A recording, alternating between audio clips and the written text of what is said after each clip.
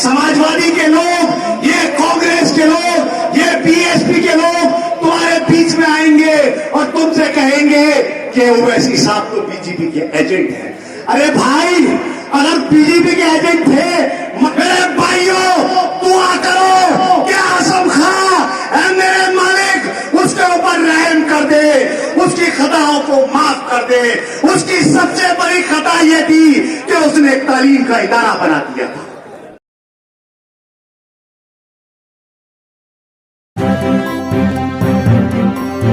Media voice, आपकी आवाज। हमारे सामने विधानसभा चुनाव, उत्तर प्रदेश के मुस्तकबिल का फैसला देव बनकर तुम्हारे सामने खड़ा हो गया है। अब तुम्हें फैसला करना है। जिन लोगों ने 70 सालों से तुम्हें धोखा, आश्वासन, झूठी बातें, धोखे के अलावा कुछ नहीं दिया, बताओ तुम्हारा विकास कब्रिस्तान की बाउंड्री है, बनने के बाद हमारी बाउंड्री करा दी, क्या ये हमारा विकास है? मेरे भाइयों, हमारा विकास ये बताओ। समाजवादी सरकार 2 बार 3 बार मुलायम सिंह यादव मुख्यमंत्री रहे, एक बार उनके साथ मुख्यमंत्री रहे। एक बात बता दो कि तुम्हारे दम पर, तुम्हारे वोटों पर वो कुर्सियां संभालते रहे और सिंहासन पर बैठते रहे। मुझे ये बता दो कि अगर तुम्हारे अंदर जमीर है मेरे भाइयों, अपने जमीर को झंझोड़ो और इस बात को अपने जहन और दिल से सोचो कि तुम्हें सिर्फ वादों के अलावा और तुम्हें धोखों के अलावा कुछ नहीं मिला। तुम्हारे सामने मिसाल है आजम खां की, जिसने इस पार्टी को अपने खून से जीता था, जिसने मुलायम सिंह यादव जी के साथ मिलकर मुसलमान, यादव और कमजोरों का सबको पार्टी को अपने परचम, समाजवादी के परचम के नीचे लाके खड़ा कर दिया था। आज उसकी हालत यह है कि रहम के काबिल है। मेरे भाइयों, दुआ करो कि आजम खां मेरे मालिक उसके ऊपर रहम कर दे, उसकी खताओं को माफ कर दे। ये उसकी सबसे बड़ी खता थी।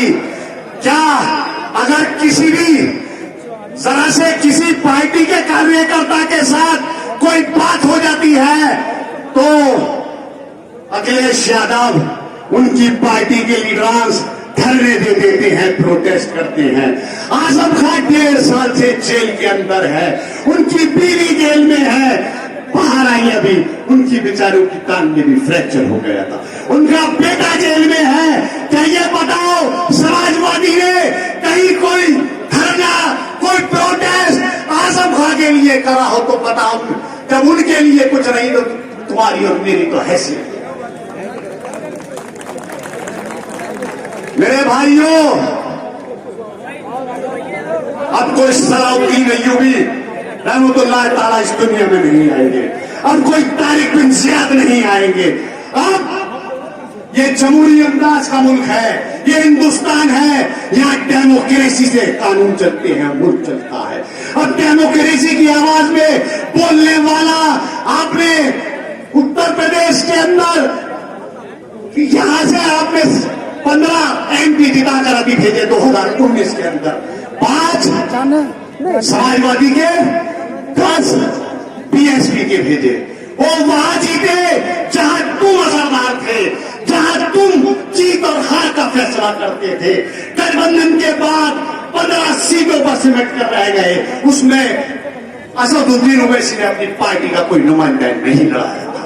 ये समाजवादी के लोग, ये कांग्रेस के लोग, ये बीएसपी के लोग तुम्हारे बीच में आएंगे और तुमसे कहेंगे कि ओवैसी साहब तो बीजेपी के एजेंट हैं। अरे भाई, अगर बीजेपी के एजेंट थे, मान लिया, तो 19 में तुम्हारी सीटें 15 पे सिमट कर कैसे रह गई? डिम्पल को हरा दिया, बड़ाइयों से धर्मेंद्र यादव को हरा दिया। अगर आजमगढ़ से अखिलेश यादव, तुम शुक्र अदा करो कि वहां मुसलमान अक्सरियत में था, तुम्हारी इज्जत बच गई, न तो तुम भी हार जाते। अब आपके सामने थोड़ी देर में मेरे कायद जनाब बैरिस्टर असदुद्दीन ओवैसी साहब चंद ही लम्हात में तशरीफ फरमा हो जाएंगे। तो मेरे भाइयों, मेरी गुजारिश है तुमसे, अब किसी के बहकावे मत आना, अपने कायद की आवाज को समझ लेना, उसकी बात को सुन लेना, क्योंकि वो दिल से बोलता है और सच बोलता है। जो बात दिलों पे असर करती है, मक्कारी और फरेबी की बातें कभी दिलों पे असर नहीं करती। बताओ मेरी बात सच है या गलत है, इस बात का फैसला तुम कर लेना। तुम्हारे बीच आएंगे कि क्या करेंगे? ओवैसी का एक विधायक बीच जाएगा तो क्या करेगा? ओवैसी का अगर एक विधायक जीतेगा तो इंशाल्लाह वो 100 विधायकों पे भारी पड़ेगा, ये मैं दावा करता हूं।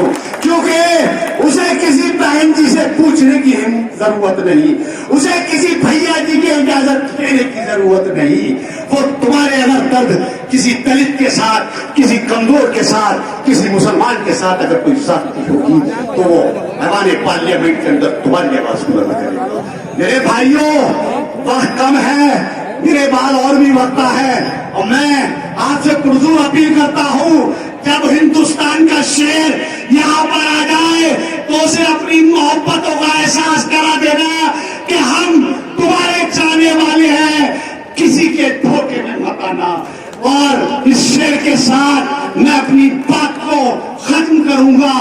सितम करो कि अगर भीड़ है तो होने दे, सितम करो कि अगर भीड़ है तो होने दे। जो अहले हक है वो तादाद से नहीं डरते, जो अहले हक है वो तादाद से नहीं डरते। और जिनके दिल में शरीयत का नूर होता है, जिनके दिल में शरीयत का नूर होता है, वो किसी शद्दाद और फिरौन से नहीं डरते। चौधरी मुशीर जिंदाबाद, चौधरी मुशीर जिंदाबाद, वज़ीर तरीन जिंदाबाद, वज़ीर तरीन जिंदाबाद। सिरसी है हुसैन के दीवानों की जगह है। अगर हुसैन की शान में ना कहूं तो ये मेरे बेईमानी होगी। ये शेर हुसैन के दीवानों के लिए है कि हुसैनी अज़्म रखते हैं, हुसैनी अज़्म रखते हैं, हुसैनी शान रखते हैं, हुसैनी अज़्म रखते हैं, हुसैनी शान रखते हैं। हम अपनी ठोकरों में जंग का मैदान रखते हैं, हम अपनी ठोकरों में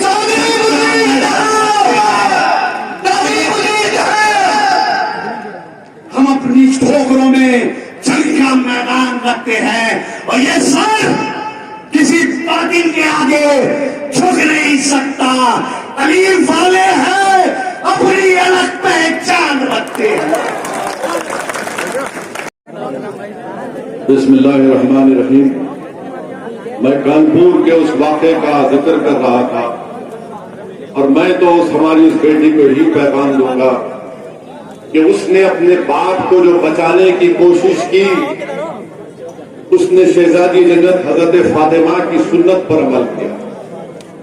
इसलिए कि जब शहजादी जन्नत कम उम्र थी तो आपने देखा कि अबू जहल रसूलुल्लाह सल्लल्लाहु अलैहि वसल्लम के बारे में गुस्ताखी करता है, तो हजरत फातिमा ने उसको कहा था कि तू मेरे अब्बा मोहम्मद मुस्तफा सल्लल्लाहु अलैहि वसल्लम की शान में गुस्ताखी करने की जरूरत करता है। मैं सलाम करता हूँ उस बच्ची की जरूरत को, और अल्लाह से दुआ करता हूँ कि अल्लाह ऐसे और बच्चियां पैदा करें जो अपनी बात की हिफाजत करेंगे इंशाअल्लाह।